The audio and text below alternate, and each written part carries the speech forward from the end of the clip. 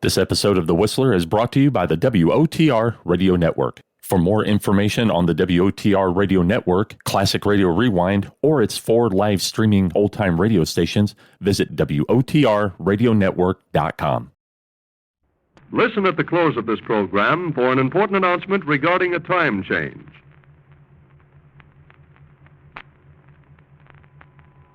Have you heard the strange tales of the Whistler?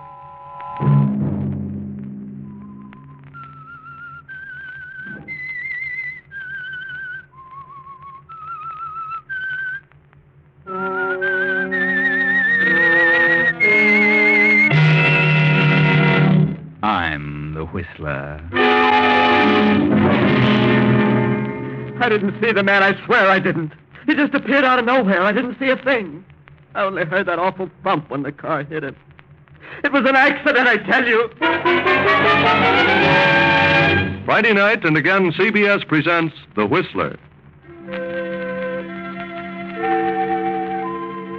I, the Whistler, know many things, for I walk by night. I know many strange tales, many secrets hidden in the hearts of men and women who have stepped into the shadows. And so I tell you tonight the odd story of Blind Alley.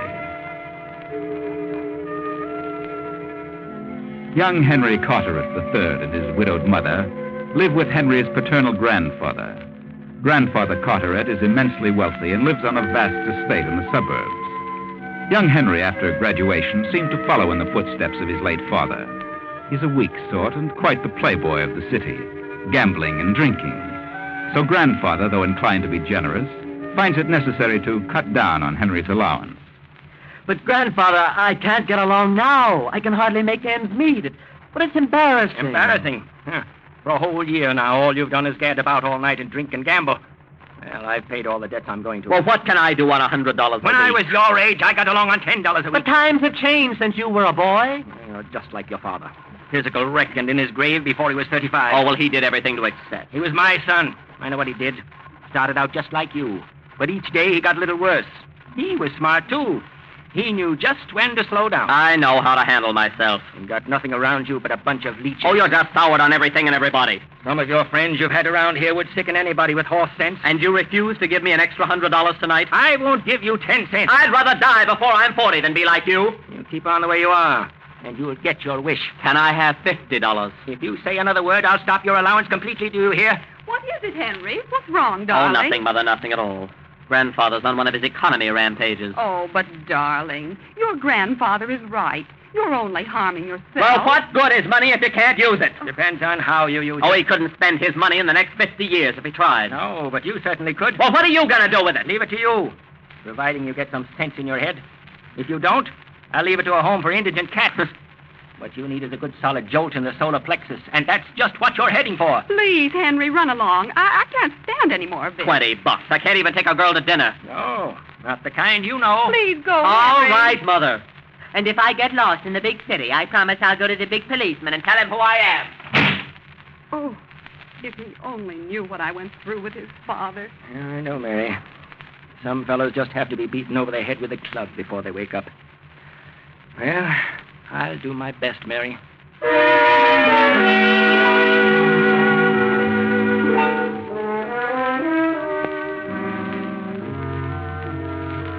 For several weeks, Henry has been making the rounds of the nightclubs and gambling places with his latest girlfriend, Nella Goodwin of the Boston Goodwin. Nella and her brother Jerry have been vacationing in the vicinity. The three of them have made the rounds and have dropped into Nella's apartment for a nightcap. Well, I certainly had a wonderful time tonight, Henry. Did you, Nella? Well, so did I. But I was so sure I'd clean up on that roulette wheel. You can't win all the time. Here's your drink. Thanks.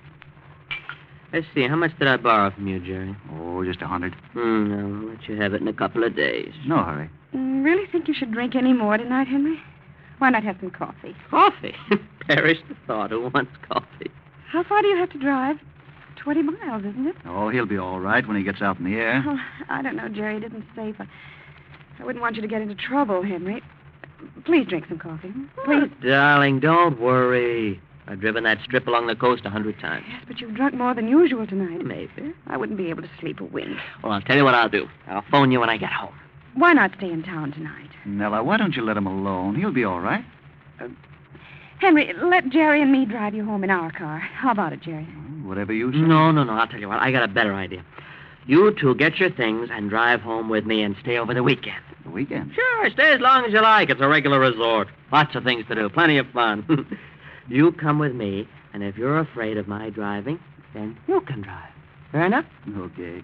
Now, how about it, Nella? Well, if Henry insists on driving home tonight, I'd rather see that he gets there. Great. That's wonderful. Go on, get your things, and let's be on our way.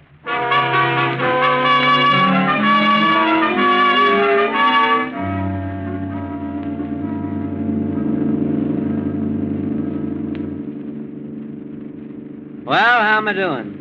Satisfactory, am I? Well, I'd feel better if you'd slow down a bit. It's beginning to mist. Better take it easy, Henry. Okay.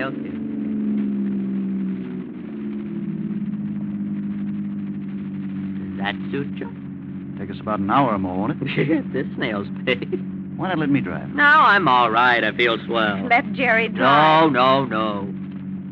Clear sailing from here on. Light me a cigarette, Nella. My case is in my right pocket here. All right. There. Cigarette, Jerry? Yeah, thanks.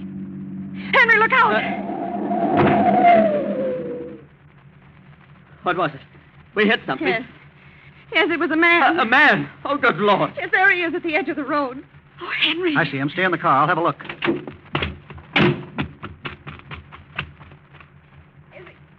Is he all right, Jerry? Just a second.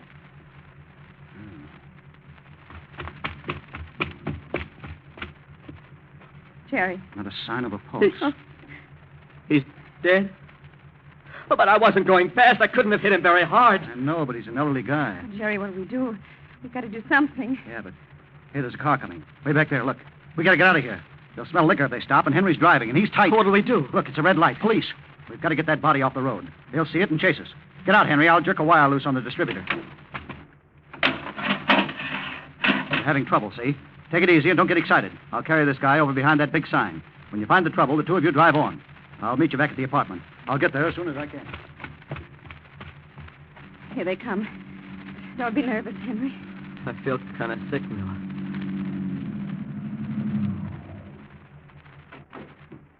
What's the trouble here? Why, I don't know. Motor just cut out on me. Yeah? Battery's all right. It's got lights. Let's have a look. The wires... Now, wait a minute. Here it is, I think. That wire was loose on top of the distributor. All right, try it now. There you are. Oh, thanks. Thanks very much, officer. Out kind of late, aren't you? 1:30? Why, I'm on my way home. Yeah? It's your car? Yes. Henry Carteret III. You young Carteret? Let's see your operator's license. Thanks. You've been drinking a bit, haven't you, Carteret? Well, yes, but I'm a careful driver. What's your name, miss? What? Nella Goodwin. You drive? Oh, yes. Then you better slip over here and drive this car. Good night, Carteret. Take it easy, miss. Yes, officer. Thank you.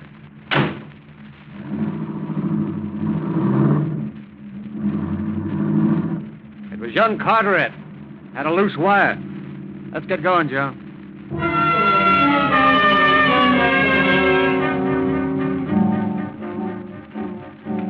In a few minutes, the police car passes them. Nella leaves the highway, cuts over to the boulevard, and heads back to town. In Nella's apartment, they wait for Jerry. 3 hours pass, and finally, Jerry walks in. Jerry, where on earth have you been? We thought you'd never get here. I stayed behind that big sign for over an hour. Every time I started out, a car came along. Finally, I made it over to the boulevard. I couldn't find a cab, so walked back down the side streets. Didn't want anybody to see me like this. Where did you get all that mud on you? What did you do with it? No, don't worry. Everything's all right. What did you do with the body? I buried it back of the sign. I found a small board. The dirt is soft and the brush is thick. No one will ever find him. Buried him. Sure, if we reported it now or anyone found him on the road, those cops would be after Henry in a second. Who was the man? Well, he didn't have anything on him. Only a few cents in his pocket and no identification. I gather from his appearance and his clothes that he was just a trenchant, a hobo. Probably stepped out in front of us to bum a ride. Was he an old man? I'd say about 50 or more. Oh, it's awful. I didn't see him. He just seemed to come out of nowhere. I didn't see a thing. I only heard that thump when the car hit him. It was an accident, Henry. We know that. It was a lucky thing for you I got him off the road. Those cops had found him, and with you drinking, well, you'd get stuck for manslaughter. I'm mighty lucky I was alone. Yes, I know. I appreciate it, You Jerry. don't think we should have reported it? Would you like to see Henry sentenced to prison for accidentally running into some old bum? No, Jerry, but I was afraid of something like this. That's why I didn't want him to drive. I'm sorry, Nell. I should have listened to you. Oh, what a mess. It's terrible. Will you relax? Well, you're sure they won't find him? When they do, they'll have forgotten about you being stalled there. Oh, by the way, just where was that? Well, it's practically at the intersection of Ocean Drive and Valley Boulevard. It was in front of that big billboard, that bread sign. Oh, yeah. Let's forget about it. It's done, and the less said about it, the better. Better have a drink, Henry, and as soon as I change my clothes, we'll go on to your place. You're spoiling that weekend. I don't want a drink. Okay. I'll be ready in a few minutes.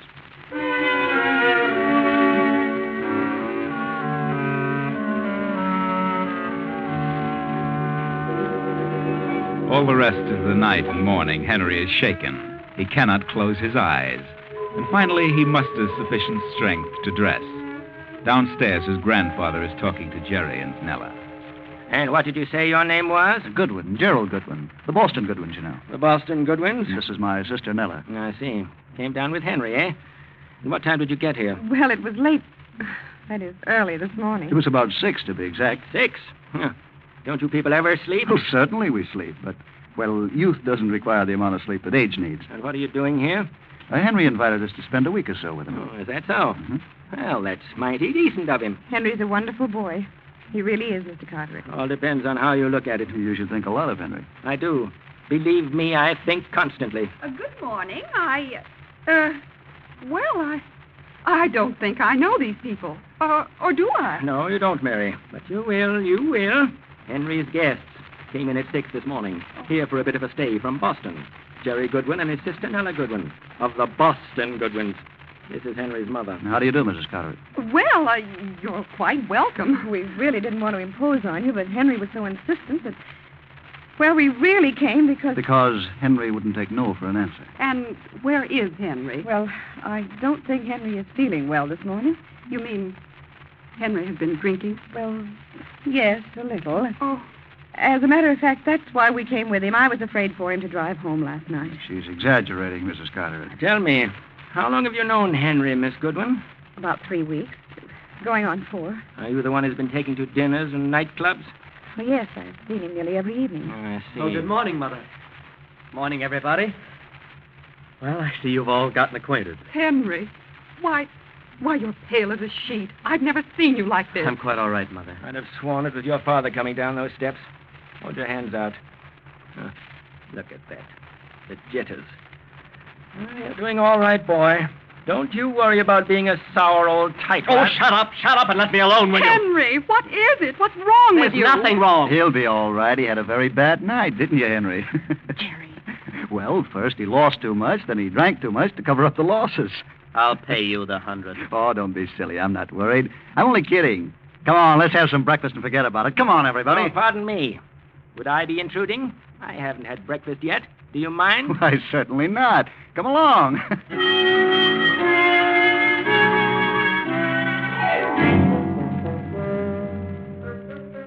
Before the day is over, Grandfather is boiling.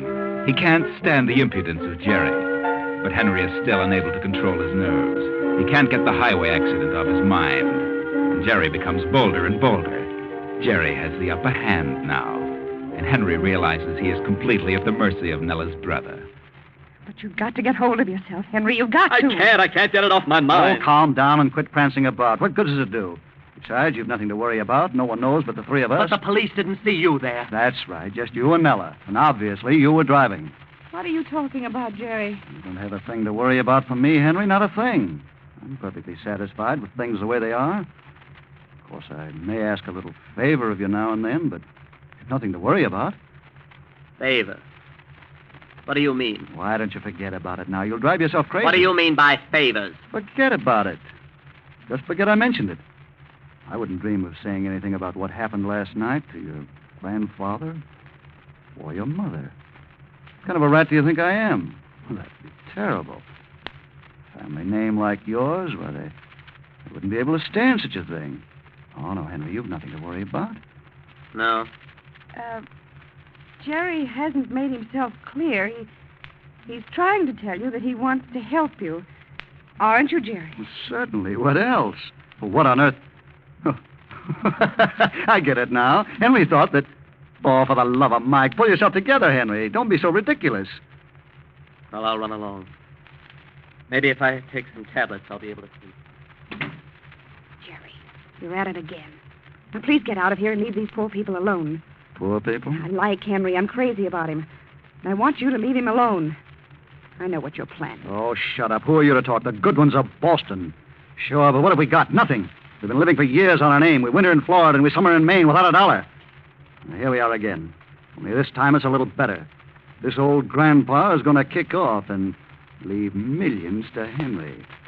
And with what we know, well, we can stay here forever. I won't. You will? I like Henry too much. I love Henry. Huh? Well, I can't see a thing wrong with that. No, not a single thing. In fact, I approve.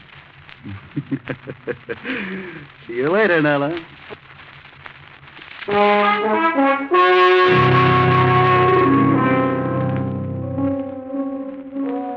Poor Henry is licked.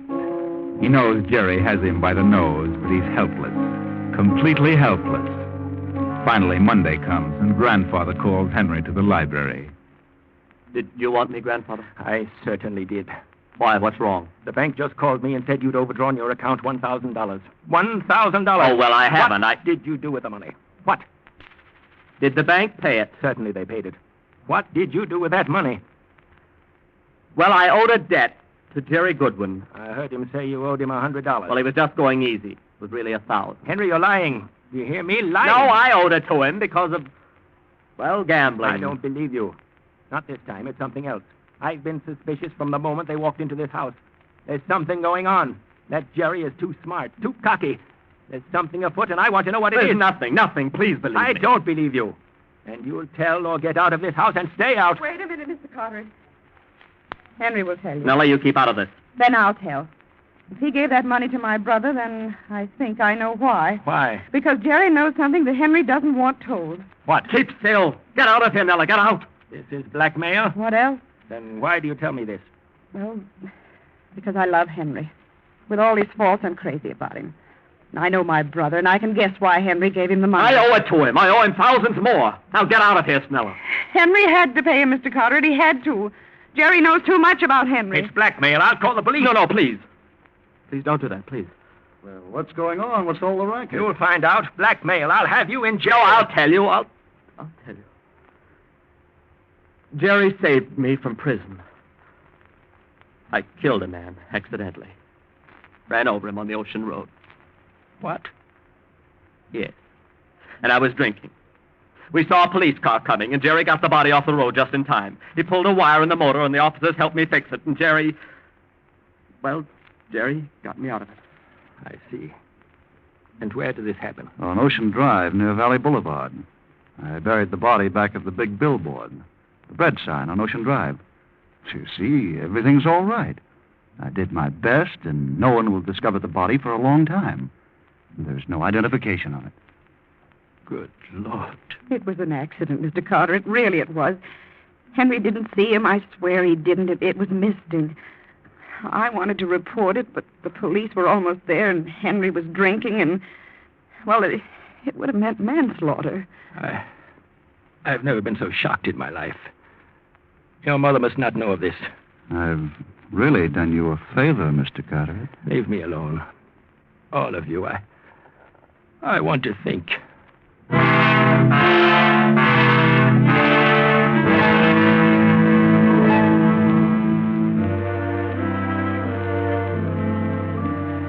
A death-like silence falls over the household.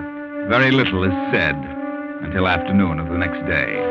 The grandfather calls the three young people to the library, but at that very moment a visitor is announced. The visitor steps into the library. I'm Mr. Carteret. Did you wish to see me? Well, not exactly. I want to see your grandson here. Henry Carteret.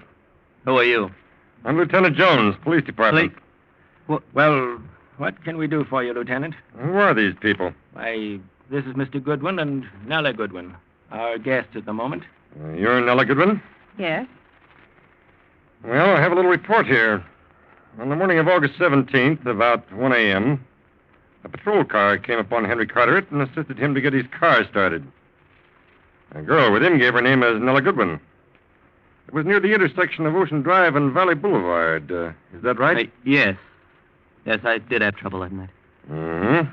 How long were you there? About 10 minutes, I think. I see. Did you happen to notice another car leave as you pulled up, or did you see anyone else in the vicinity? Why, I don't remember.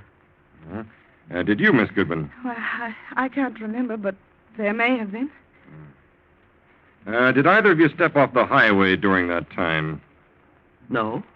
No, that is, I may have, but I don't think we did. Mm-hmm. You stopped directly in front of that big billboard, the one advertising bread? Yes. What is this all about?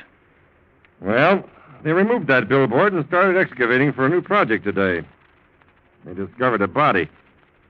A man about 50. Been dead several days. Apparently struck by a car. Might have internal injuries. Well, we didn't see a thing. Uh-huh. You know nothing about it, miss? No, certainly not. What's your relation to Henry Carteret? Well, no relation. I see. Well, we may ask you to drop down to headquarters for a little talk, Miss Goodwin. Good afternoon, folks. He's wise. They're going to get Nella down there and make her talk. I won't go. You'll have to go. I won't go. I won't talk if they kill me. They know you were with Henry, and they'll hammer you until... Wait a minute. I've got it. There's one way they can't make you say a word. How's that? Nella and Henry have got to get married at once. A wife cannot be made to testify against her husband. Married? But, Jerry, he doesn't want to marry There's me. no choice. It's the only chance. Come on, let's get going. They'll be back. Grandfather, what'll I do? Figure it out yourself. This is that jolt in the middle you've had coming to you. Oh, what have I ever done to deserve this? Come on, Bella, hurry. Hurry.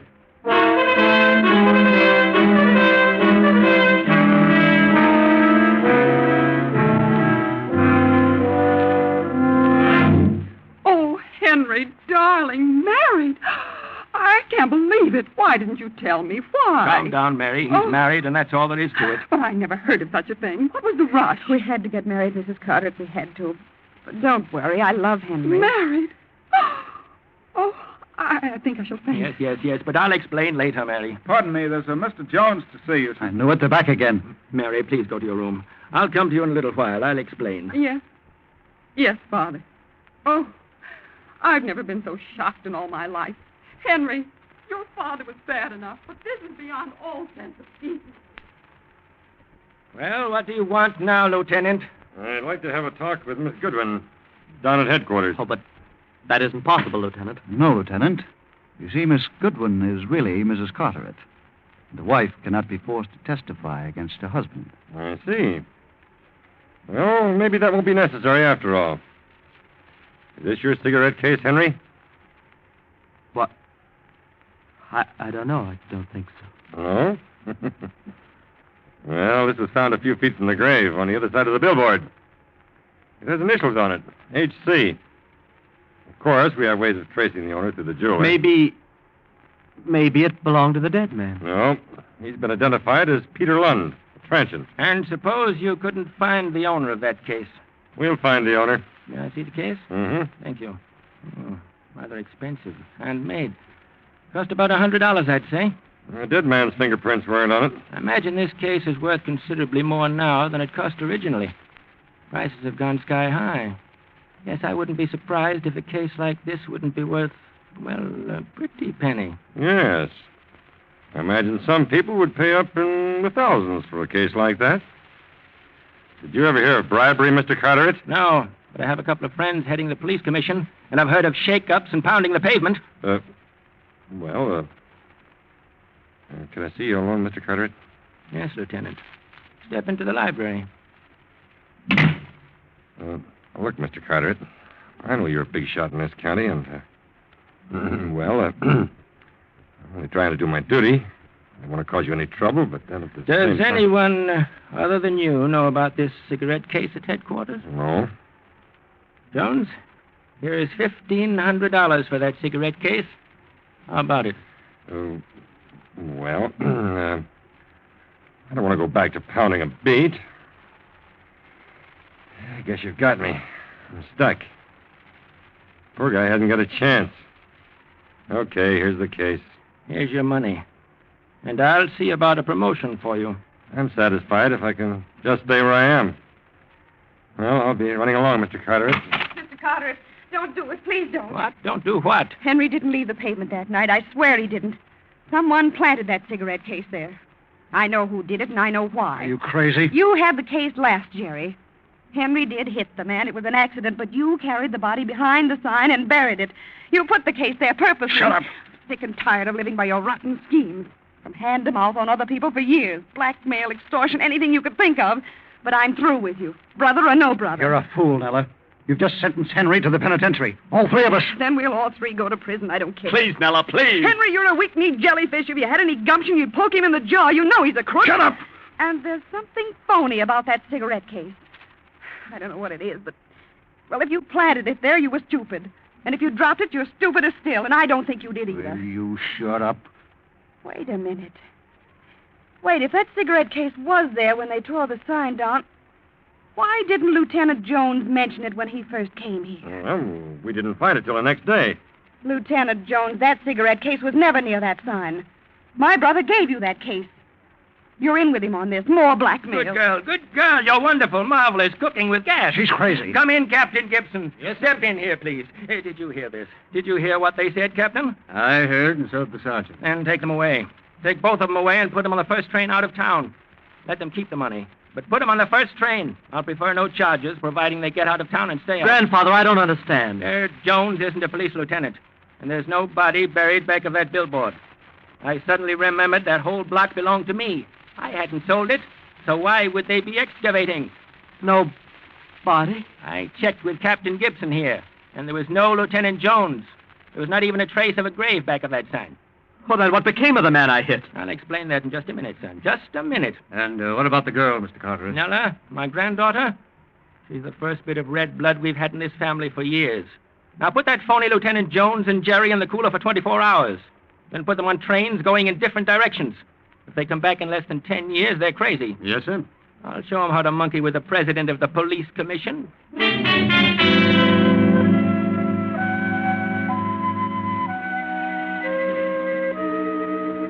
Well, there's very little to explain this time. Jerry Goodwin discovered the man was not dead the moment he felt his pulse. And when he regained consciousness back of the big billboard, well, Jerry took him across town to a hotel. Later, he arranged with him to pose as a detective and frighten Henry and Nella into marriage. And the supposed victim and Jerry would carry on a lucrative blackmail scheme from then on. But they never dreamed that the grandfather owned the lot where the corpse was supposed to have been buried. And that was where they slipped. But grandfather is proud of his spunky granddaughter-in-law, and Henry will be a good boy from now on.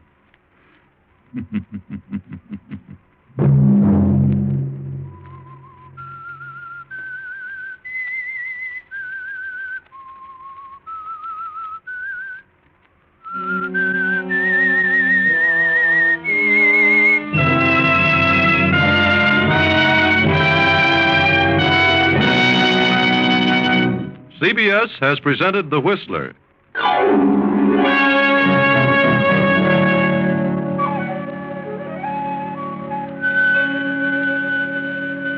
Original music for this production was composed by Wilbur Hatch and conducted by Ivan Ditmars. The Whistler is written and directed by J. Donald Wilson and originates from Columbia Square in Hollywood.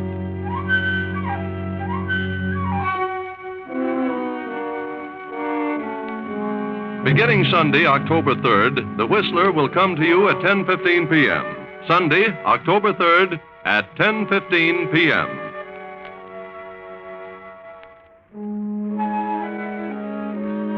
This is CBS, the Columbia Broadcasting System.